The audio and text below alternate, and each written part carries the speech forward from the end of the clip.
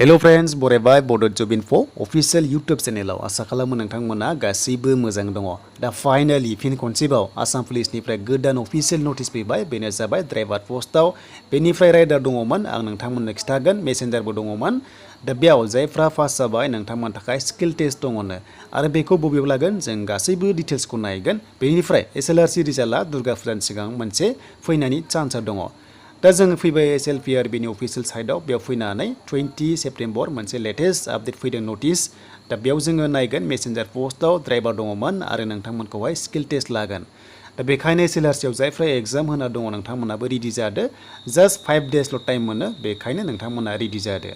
दा नै बे जाबाय अफिशियेल नटिस। दा बेयाव नोंथांमोननि ट्रेनिंआ जागोन बेनो जाबाय आसाम पुलिस कमान्डनि हेडक्वार्टार मान्दाकान्टायाव जागोन। बेखायनो 26 सेप्टेम्बराव नोंथांमोनखौहाय स्किल टेस्टखौ लानाय जागोन मान्दाकान्टा गुवाहाटीआव। अके बे दङ नर्थ गुवाहाटी। बेयाव जायफ्रा नोंथांमोना एडमिट कार्ड डाउनलड खालामनो सानदों 21 सेप्टेम्बराव हागोन जायफ्रा पास जादोंमोन आरो नोंथांमोननि ट्रेनिंआ जायफ्रा कमान्ड पस्टआव मोनदोंना अब्ला बेयावनो जानायनि चान्सआ थागोन मानोना बे मोनसे कमान्डनि बेटेलियननि हेडक्वार्टार होनजायो मान्दाकान्टायाव। अके दा माब्ला जायो बबेयाव जागोन नोंथांमोना उनावहाय आपडेट मोनलांबाय थागोन।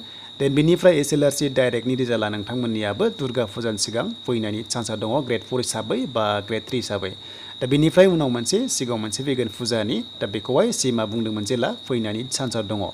दा बेनोमोन लोगोफोर आसाम पुलिसनिफ्राय अफिशियेल नटिस। बेनिफ्राय स्किल टेस्टखौ जास्ट 5 डेज एबा 6 डेजल' टाइम होनाय जादों बेखायनो बयबो रेडि जादो। ग्रेड 3 ग्रेड 4 नोंथांमोना बयबो रेडि जादो।